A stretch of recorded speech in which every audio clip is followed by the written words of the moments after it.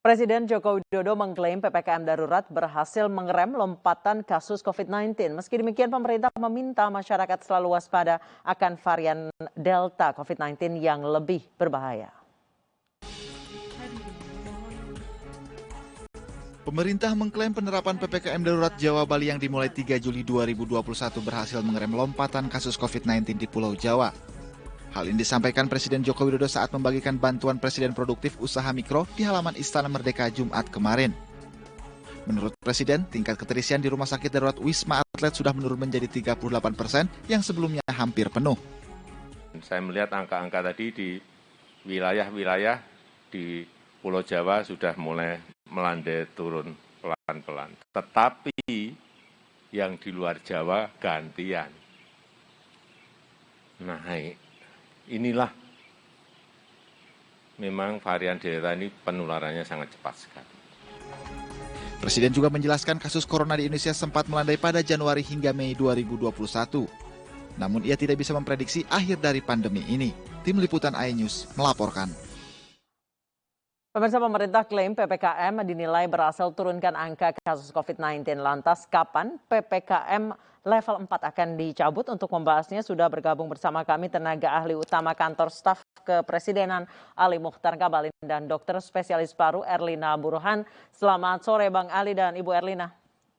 Selamat sore Nisa. Assalamualaikum. Waalaikumsalam warahmatullahi wabarakatuh. Waalaikumsalam Pak Ali. Baik, saya ke Bang Ali terlebih dahulu. Bang Ali, setelah sebelumnya pada pertengahan Juli itu sempat mencapai angka tertinggi 57.000. Hari ini 37.000. Walaupun ada yang mengatakan bahwa angka testingnya juga berkurang. Ini dinilai sebagai keberhasilan dari PPKM di Pulau Jawa. Tapi ternyata kasusnya bertambah justru di luar Jawa. Di Pulau Jawa sendiri, Jawa Bali sendiri sudah terbukti berhasil. Kira-kira apakah akan diperpanjang? Ya, ada dua hal penting yang harus menjadi pertimbangan. Pertama, bahwa sejak tanggal 3 sampai dengan 20, kemudian 20 sampai 25, dan sekarang kita tahu sampai Agustus nanti.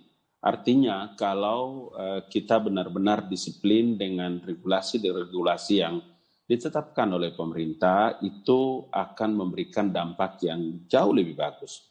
Kemudian kalau ditanya kapan harus berakhir atau dicabut, ya tentu sangat tergantung kepada kita semua. Tapi standar dari Organisasi Kesehatan Dunia itu ya tentu sangat tergantung kepada positivity rate yang ada ya. Kalau kita sekarang hari ini sekitar 37 kurang lebih persen, maka itu artinya masih sangat jauh dari standar yang harus kita capai. Tetapi semangat, kemudian kita harus confident, kita harus yakin bahwa upaya-upaya yang dilakukan oleh pemerintah ini tidak ada lain kecuali adalah bagaimana mempercepat agar pandemi ini harus bisa sampai pada standar di mana kita harus bisa bebas.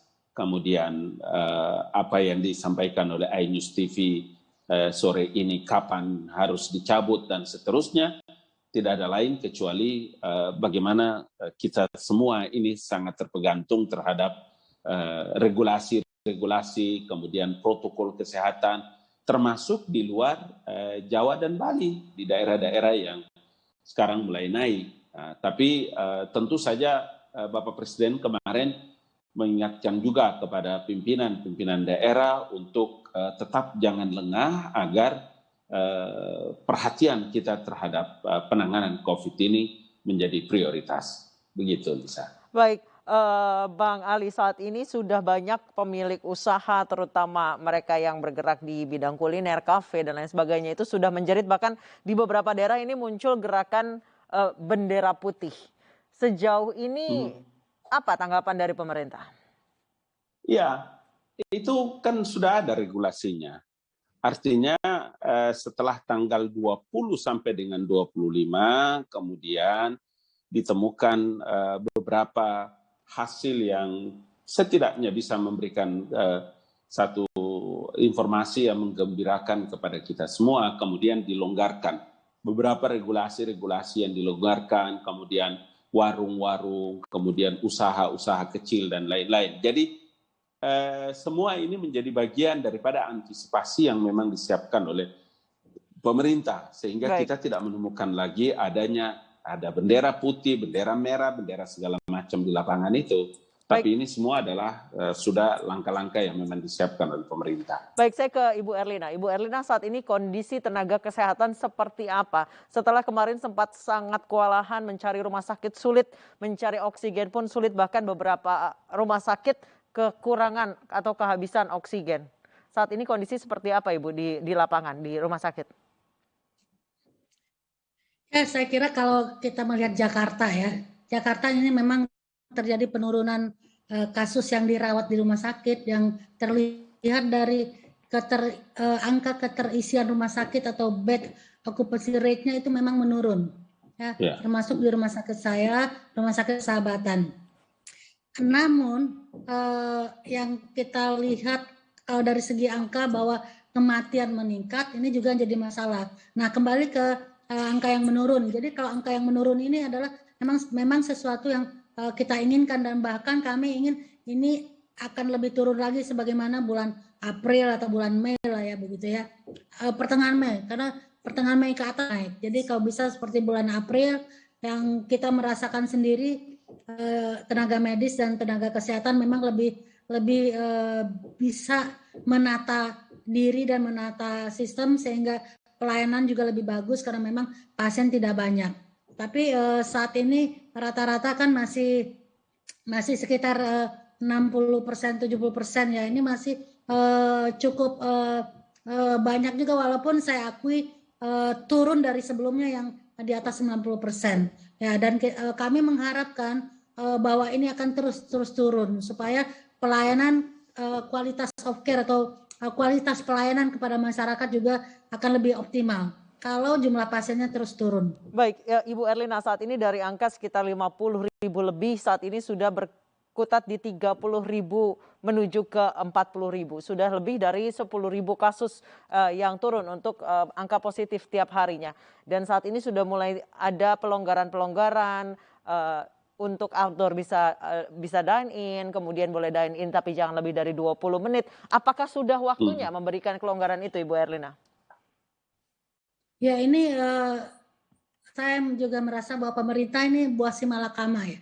Kenapa? Karena kalau terus ini diberlakukan PPKM ini, tadi kan sudah banyak yang menjerit dan kita juga banyak mendengar bahwa banyak orang kehilangan pekerjaan, tidak bisa mencari nafkah, akhirnya katanya mungkin akan kelaparan atau berada di situasi yang tidak menguntungkan. Ini juga kita prihatin. Oleh sebab itu, ini kebetulan ada Pak Ali Ngabalin, kalau memang ini akan diperpanjang, tolong dong itu bansosnya dilancarkan dan kalau mungkin ditingkatkan. Ya, memang mungkin pemerintah akan keluar lebih banyak uang, tetapi untuk kedepannya, untung kedepannya itu jauh lebih banyak kalau kasus ini menurun. Dan kasus ini menurun kan karena PPKM nih, walaupun belum terkendali belum terkendali karena di daerah justru naik. Tapi minimal sudah ada penurunan karena PPKM. Nah, kalau saya sih ingin mengatakan kalau memang terbukti ya kita teruskan, tapi memang si malakamanya banyak. Sebagian masyarakat yang susah. Jadi Pak Ngabalin tolonglah diperlancar bansos ini. Bang Ali perlu ditingkatkan, masyarakat nggak menjerit. Baik, Bang Ali langsung dijawab. Ya, kemarin kan kita tahu bahwa Bapak Presiden telah memberikan ya alokasi anggaran pendapatan belanja negara, kemudian Presiden memberikan 2 tahap pada usaha-usaha ekonomi mikro, usaha kecil dan lain-lain. Artinya apa? Itu satu. Yang kedua, bansos ini kan kalau di daerah itu karena ketika waktu kita memberlakukan PPKM skala mikro, maka pos-pos pergerakan yang di lapangan itu baik dari rukun tetangga, kemudian rukun warga, agar memang data itu disesuaikan dengan Kementerian Sosial, dan bansos-bansos itu sudah berjalan, Dokter, sudah berjalan jauh sebelum tanggal 3 kemarin. Itulah yang sekiranya ini memang perlu terus diinformasikan ke ruang publik, agar regulasi ini tetap berjalan, kemudian harapan pemerintah juga agar kita bisa tetap disiplin pada protokol kesehatan, tetap di rumah, kemudian dibatasi dengan persentase-persentase yang ada. Tetapi pemerintah juga, saya setuju dengan Ibu Dokter bahwa bansos-bansos itu sampai dengan tadi sore kami juga monitor, dia terus berjalan, tidak saja di Jakarta tetapi di wilayah Jawa dan Bali. Kalau untuk di luar Jawa juga itu melalui Ibu Menteri, kemudian ini sudah sampai juga kepada dinas-dinas sosial di daerah. Saya kira itu penjelasannya. Baik, Ibu Tapi Erlina. tolong juga Pak, ada masyarakat yang mengaku tidak menerima bansos atau menerima sekali kemudian tidak lancar. Atau Jadi dipotong. mohon juga, ya mohon Pak Ngabalin dan semua yang terkait untuk bisa mempermudah, memperlancar masyarakat ini. Karena memang kasihan juga gara-gara PPKM nanti nggak ada yang makan begitu Pak. Jadi kita memang buat simalakama. Di satu sisi PPKM ini ternyata memang menurunkan, belum mengendalikan ya, menurunkan. Dari yang puncaknya 15 Juli 57.000 lebih, sekarang hanya 37.000, which is walaupun sebenarnya itu masih tinggi Pak. Kita kan maunya kalau bisa di bawah 10.000. Baik, silakan Bang Ali. Ya, itulah. Jadi memang apapun alasannya, tidak ada cara yang paling tepat untuk bisa dilakukan sementara ini. Makanya Bapak Presiden juga menyampaikan bahwa pengetatan terhadap pelaksanaan PPKM dengan skala leveling ini juga diikuti sama seperti tanggal 3 sampai tanggal 20 kemarin. Diikuti dengan alokasi anggaran dengan bansos yang ada. Memang kalau dilihat ya, sampai dengan kemarin itu, kenapa RT dan RW itu dan beberapa seperti yang tadi disampaikan oleh dokter, saya mau bilang bahwa kami juga sekarang pemerintah telah melakukan kampanye dan menyebarkan informasi kepada seluruh masyarakat bahwa di mana tempat kelurahan, RT, desa atau tempat kecamatan di mana yang tidak dan belum sempat terjangkau dengan kemajuan informasi seperti hari ini, secepatnya kami juga dikabarkan. Kenapa begitu? Yang penting alamatnya lengkap, supaya nanti RT dan RW dan posko-posko itu bisa bergerak. Seperti yang sekarang baru Ibu sampaikan ini, Ibu Dokter, kalau ada yang sudah dapat, kemudian ada juga yang sampingnya belum dapat, memang informasi pertama yang harus disampaikan itu adalah ketua-ketua RT atau RW, kemudian secepatnya disampaikan, sehingga dengan begitu pemerintah bisa bergerak cepat untuk menyalurkan bantuan-bantuan sosial itu. Baik, saya kembali ke Ibu Erlina. Satu lagi Pak Ngabalin. Iya, silakan Ibu. Satu lagi Pak Ngabalin. Boleh, Pak. Ini tadi sudah dikatakan ya bahwa tadi disebut sama presenter bahwa terjadi penurunan angka di suatu hari itu karena testingnya memang turun. Nah, jadi saya pesan nih kepada Pak Ngabalin karena dari pemerintahan untuk bisa jangan kendor nih tracing dan testing. Itu harus dilakukan secara masif karena kalau tracing dan testingnya benar, maka angka-angka yang kita dapat itu memang mempresentasikan situasi yang sebenarnya. Baik, silakan Bang Ali. Iya, memang begini Nisa, memang benar untuk bisa mengukur seberapa jauh kita punya harapan dan semangat terhadap penurunan ini tidak ada lain. Memang harus diukur dari positivity rate-nya, kemudian kenapa bisa ditahu itu ya tadi dokter sebut itu testing dan tracing itu sebabnya juga pada beberapa kesempatan yang lalu, pekan lalu juga di iNews TV juga saya juga menyampaikan bahwa dibutuhkan juga kebersamaan, jadi selain petugas-petugas itu bergerak dengan cepat, tapi juga masyarakat itu jangan sampai ada yang merasa terganggu untuk bisa karena testing dan tracing ini kan menjadi barometer untuk bisa mengukur seberapa jauh keberhasilan kita dan tingkat positivity rate yang ada. Saya kira saya setuju untuk ini harus gaspol, jangan sampai kendor. Setuju itu. Dan itu menjadi harapan Bapak Presiden. Baik, Ibu Erlina, saat ini lagi COVID-19 pilihannya antara life atau livelihood. Yang pemerintah sebenarnya harus membuat strategi di mana antara life dan livelihood itu seimbang. Antara kedua kaki tersebut harus seimbang. Ibu melihatnya seperti apa kebijakan PPKM ini, Ibu? Iya, jadi saya melihatnya kalau PPKM ini kan memang merupakan usulan dari IDI dan juga beberapa organisasi profesi. Bahkan kami sebenarnya inginnya PSBB seperti tahun lalu yang memang dapat menurunkan, tapi sepertinya karena pemerintah juga ingin ada keseimbangan, dipilihlah PPKM yang menurut saya sih agak-agak longgar juga sedikit ya, tapi oke lah, dan ternyata saat ini ada terjadi penurunan. Nah, saya mau bahwa ini implementasinya betul-betul, dan juga tadi itu bahwa jangan sampai kita mendapatkan angka-angka yang hanya sporadis. Kenapa saya katakan demikian? Ini angka turun nih 37 ribuan, tetapi kematian tetap naik. Ini ada apa? Jangan-jangan banyak orang-orang yang itu tadi karena tracing dan testingnya kurang, mungkin banyak yang meninggal di rumah yang memang COVID tidak terdeteksi karena tidak dites, akhirnya di rumah saja dan meninggal. Jadi mohon juga dilihat dari berbagai sisi untuk bisa menyimpulkan, karena ini buat saya agak aneh juga, angkanya turun kok kematian tetap gitu loh tinggi. Baik, Bang Ali, saat ini dikatakan ada beberapa pemakaman khusus COVID, salah satunya ada Rorotan itu mengakui bahwa memang jumlah jenazah yang dimakamkan per hari ini menurun dibandingkan 2-3 pekan yang lalu. Ini mungkin menjadi bukti bahwa di daerah Jakarta ataupun Jabodetabek ini angka meninggal dan angka mereka yang dirawat itu turun. Tapi justru di luar Pulau Jawa, di mana fasilitas kesehatan tidak sememadai di Pulau Jawa, itu justru yang meningkat. Sejauh ini strategi yang akan dilakukan oleh pemerintah meningkatkan fasilitas kesehatan di pelosok bahkan, Bang Ali. Seperti apa? Dua hal. Yang pertama tadi ya, Nisa, bahwa Jawa dan Jakarta dan Pulau Jawa, Bali itu adalah menjadi barometer untuk juga sekaligus menjadi ukuran. Yang poin yang kedua adalah di luar Jawa. Makanya kemarin kepada para menteri, khususnya para menteri terkait, dan sampaikan kepada Pak Luhut bahwa memerintahkan kepada pimpinan-pimpinan daerah untuk mengantisipasi.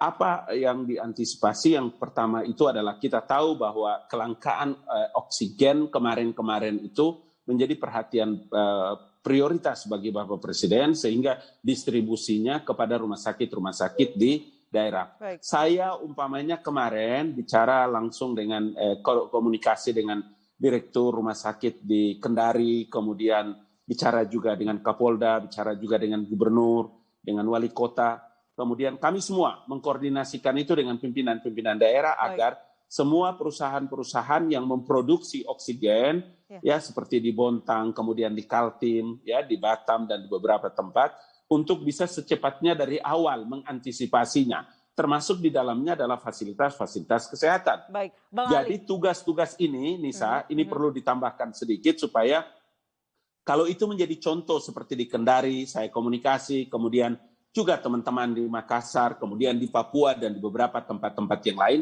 memang Presiden memerintahkan supaya pimpinan daerah, kemudian kami-kami yang ada di kantor Presiden, kemudian yang ada di koordinator PPKM dan lain-lain sebagainya, semua instansi terkait untuk secara terus-menerus mengingatkan para kawan, para sahabat kita yang sedang memimpin di daerah dan mempersiapkan tenaga kesehatan dan lain-lain, agar kalau ini menjadi harus ada serangan di luar Jawa dan Bali, kita itu sudah mempunyai persiapan di luar Jawa. Baik. Seperti itu. Bang Ali, kira-kira PPKM level darurat atau level 4 ini dicabut setelah angka positivity rate per harinya berapa, Bang? Ya, kalau saya kira nanti dokter juga bisa tahu itu, dan sebetulnya kan PPKM, tadi dokter sempat singgung, apakah PSBB, kemudian PPKM skala mikro, darurat, kemudian sekarang ini menggunakan leveling. Kalau sampai iNews TV mengangkat judul PPKM ini akan dicabut kapan, itu tadi. Jadi memang dia diukurnya seberapa jauh tingkat positivity rate-nya. Kalau masih di atas kayak 37%, 20%, oh masih jauh sekali. Sekarang itu sangat tergantung kepada seberapa jauh kebersamaan kita ini. Bahkan sampai pada 5% pun itu saya kira akan masih sangat sulit. Setidaknya begini, setidaknya dia di angka 3%. Alhamdulillah kalau bisa sampai 1%, 1,1 deh. Jadi di antara 1/1 juta deh paling tidak. Dokter Erlina mungkin boleh singkat saja sebut angka, boleh berapa kira-kira angka per hari sampai PPKM ini bisa diturunkan levelnya? Ya 1.000-2.000 lah. 1.000-2.000. Setuju dokter? Setuju lah, Baik. setuju. Tapi Baik. sebetulnya Iya. kan ada hitung-hitungannya Pak Ngabalin. Iya betul.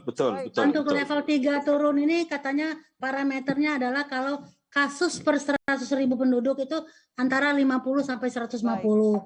Atau Iya, betul. kasus dirawat per 100.000 penduduk itu 10 sampai 30. Baik. Atau kasus meninggal per 100.000 penduduk itu hanya 2 sampai 5. Nah kalau Betul. itu bisa terpenuhi, Baik. maka itu Baik. kita bisa buat ini Baik. mungkin dilonggarkan. Baik, kita harapkan masyarakat juga kesadarannya Paling semakin tidak meningkat. Nisa, sedikit paling tidak Nisa, tadi yang disampaikan oleh Ibu Dokter Erlina dan para pemirsa yang sempat mendengarkan dialog kita sore ini, paling tidak selain kepatuhan kita pada regulasi-regulasi yang ditetapkan oleh pemerintah, ini dukungan doa dari seluruh elemen bangsa. Baik. Para pendeta, para pastor, para biksu, para kiai, para habaib, para ulama itu menjadi bagian yang kita tidak boleh anggap sepele karena Baik. harus diiringi dengan doa. Betul agar sekali. kita punya confidence Baik. dalam menghadapi semua masalah ini. Betul sekali, kita harapkan kesadaran dan kedisiplinan masyarakat juga akan terus terjaga menjaga 3M. Baik, terima kasih Bang Ali Mohtar Ngabalin dan Ibu Erlina telah bergabung bersama kami di Anyus Sore.